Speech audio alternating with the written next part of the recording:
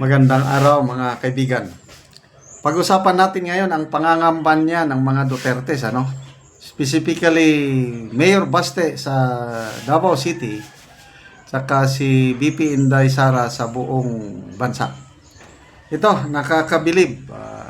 May dalawang Facebook reel na napanood ko. VP Sara and Mayor Baste kahit umuulan, baliwala ang ulan. Basta lang maramdaman ang init ng pagmamahal ng taong bayan. Okay, ito, si Ann Mosot, sabi niya, rain or shine, Duterte pa rin.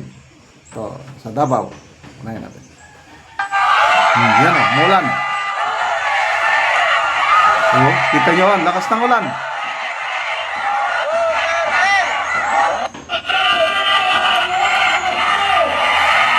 Yan, si Mayor Baste.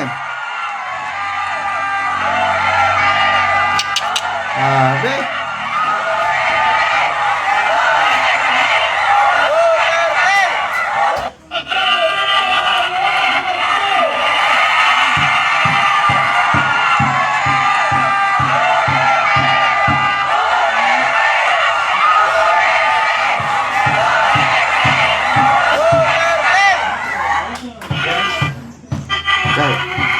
Basa lang ako ng mga comments ha. Bago tayo pa magpunta naman kay VP Sara. Ito, Adazol Gwen. Sabi niya, I was there in front shouting, proud to stand for what is right. Save Pilipinas. Celso Tizon, like Father Digong, like son, go, go, go, Mayor Baste. Rodolfo Pancrudo, parang kilala ko ito. Vote straight, Duterte and local candidates. Manet Sabio, vote straight, PDP Laban, Team Duterte.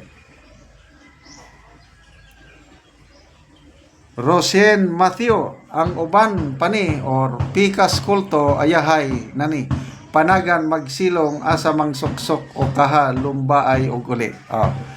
Bisaya ni. Sabi niya, kung sa kabilang kampo, takbo na sila, mangitag kasilungan or mag-uwi na lang. Have you ever seen a rally ng kabilang kampo? Meaning alyansa, na habang umuulan, nandyan pa rin sila. Nakakita na ba kayo? To me, wala pa. Nasa covered court lang. Lalo na si PBBM, magkasakit yun pag naulanan. Now, panoorin natin si VP Sara sa kanyang kampanya. Ito,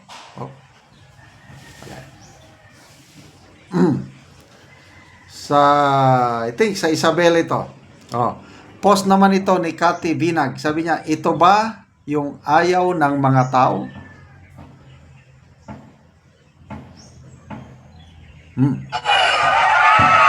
Nakapayong mga tao.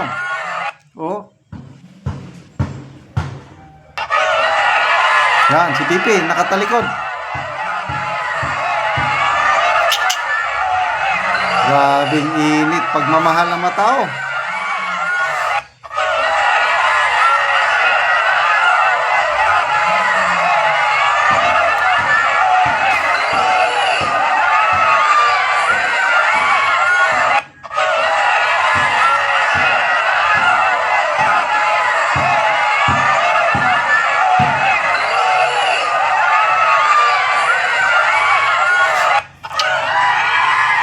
Basa tayo ng mga comments. Rico Molihon, pati si Bipinday nagpaulan, nakipagsimpatya sa mga taong sumusuporta. Yan ang pusong ordinaryong Pilipino. Alright, may napanood ko ito sa Basilan, nasa stage si VP Sara, mayroong cover yung stage. Mga tao nasa open space, open ground. So, nung umulan na, bumaba na lang si VP Sara para kasama siyang maulanan. Yun ang leader na may makarelate. yung hirap ng tauhan niya, nararamdaman niya. Ganyan kami sa military service. Yung mga good commanders na naranasan ko, doon kami sa bundok. Yung commander namin, nandun din. Although nasa likod lang, kaya lang alam namin, nasa likod lang aming commander. Nung batang opisyal pa ako. Kaya nung ako na rin naging commander, battalion commander, ginawa ko rin yun. Alam ng mga tao ko, nasa likuran lang ako. Nasa bundok sila, nasa bundok din ako. Ganun po ang leadership, relatable. Sa ngayon, yung mga anak ko po, I don't know kung naranasan ba nilang nagutom. Alam ba nila yung hirap ng nasa laylayan? Gumastos ng pera, bilyones. Tapos pinagmamalaki ang economy daw, lumalago. Fastest growing economy daw ang Philippines. Yes. No problem with those data. Ang tanong, ang mga nasa laylayan, yung mas nakakaraming pobreng Pilipino, nararamdaman nyo ba ang hirap nila? So, nakakatuwang pagmasdan yung ganitong mga political leaders natin na nakakaramdam kung ano yung kalagayan ng nasa baba. May malasakit, ika nga. Arthur Agkawili, sabi, yan ang dapat ipakita ng ibang politiko. Tunay na makamasa gaya ni BP Inday Sara. May napanood akong Facebook reel. I think sa Lanao. Napadaan si BP Sara. May nakita siyang tarpaulin. Malaking tarpaulin. Bring home FPRRD. So yung may-ari ng bahay on their own, nilagay yun. May pagmamahal. Naku, huminto si BP Sara. Kinausap niya, niyakap niya ang mga member ng pamilya sa Lanao. Nakalimutan ko anong bayan sa Lanao del Norte. Nagyakapan sila. Ayun, may malasakit talaga. Meron pa, I think, sa Kidapawan. Papadaan yung convoy ni BP Sara. Yung isang lalaki, alam niyang papadaan. Nako, nag-abang. Binibidyo niyang pagdaan ni BP Sara. Meron ding nagbibidyo sa kanya. Sabi na lalaki, Inday! Hunong! Bisaya eh. Hunong Inday! Ala, sigaw siya ng sigaw. Hunong Inday! Siguro napansin ni BP Sara, nag-iisa siya daw ng lakas ng sigaw. Hinto, Inday! Inday! Naku, hinintoan nga ni BP Sara. Halos hindi makapaniwala yung lalaki na medyo may pagkaganon-ganon. Alam mo na. Hinintoan ni BP Sara, nag-selfie sila. Tapos tuwan-tuwa yung lalaki. So, pagkaswerte nila ako, ni minsan, hindi ko pa nasilayan ang personal ni BP Sara. Personal ni Tatay Digong, wala pa. But someday, I believe, masisilayan ko rin silang dalawa. Okay, mga kaibigan, salamat sa inyong pagmamahal, sa pagsusuporta sa ating mga Duterte family. Tuloy lang po natin. And then, salamat din sa pagsubaybay nyo sa ating channel. Nakakatulong kayo ng malaki sa Tribong Talandig. Ang ating income, tinutulong sa kanila. Namimigay tayo ng libreng yero at pako para ma-repair ang mga sira-sirang bahay ng Tribong Talandig sa Bukidnon. Namimigay din tayo ng livelihood assistance, nagpapatanim ng saging lakatan. Kung may itinanim, may aanihin. Panoorin nyo ang video na ito.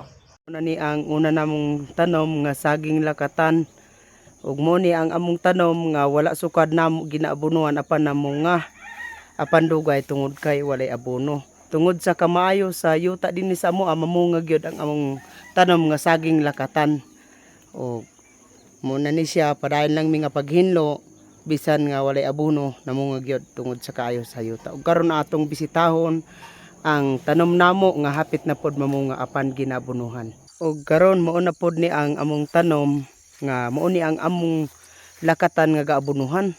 So hapit na gyud siya mangunod og mga dagko na pod. Og maayo pod ang tubo tungod sa sige mi og kaabuno gawas nga hinlo.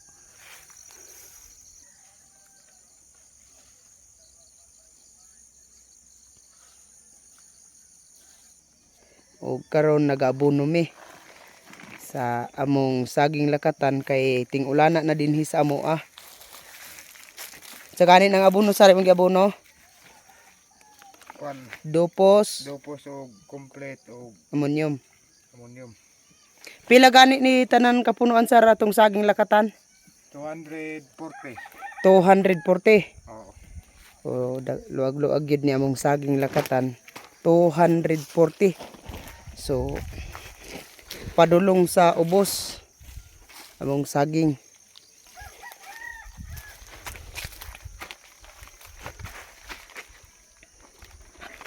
Padayon gid mi ani sa pag-abono.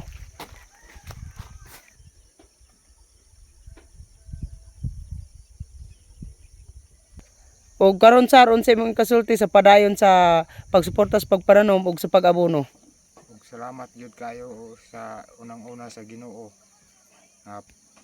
Salamat sa Ginoo ug sa nagatan-aw sa video ug sila ga suporta ka sa saging lakatan sa abono. Salamat.